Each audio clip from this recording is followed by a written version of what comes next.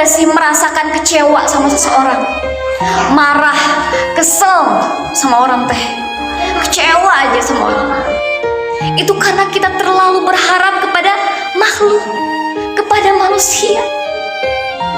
Kita terlalu berharap kepada makhluk sehingga membuat kita kecewa. Jadi jangan sampai kita terlalu berharap kepada makhluk ya. Semua apapun yang ada di muka bumi ini, semua apapun yang ada di dunia ini berpotensi membuat kita kecewa, membuat kita kesal.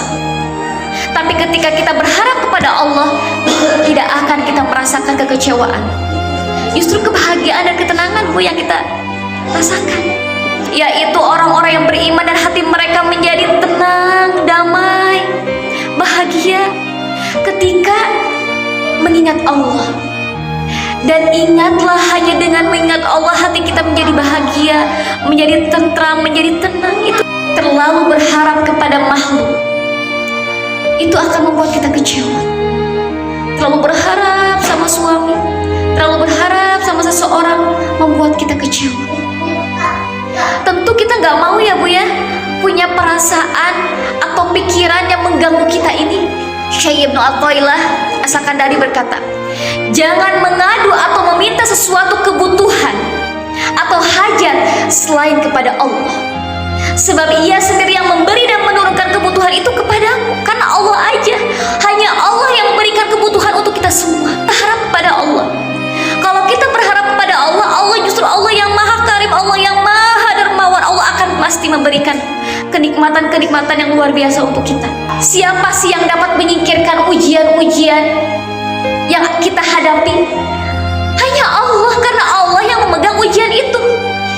Jangan sampai harapan kita lebih kuat kepada makhluk.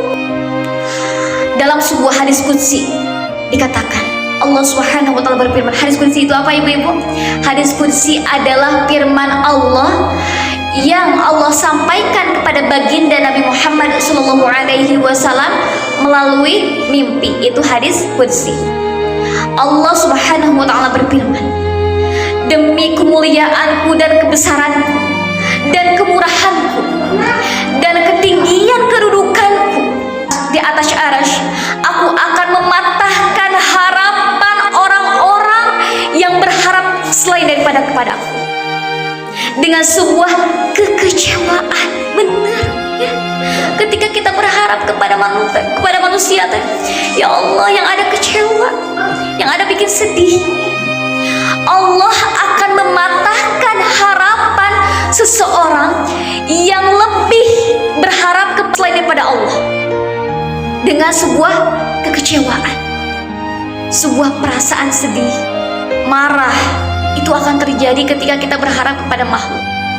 Mengapa hambaku, mengapa ia berharap selain daripada kepada aku dalam sebuah kesulitan, padahal kesulitan itu ada di tangan aku, kata Allah. Jadi kesulitan itu ada di tangan Allah.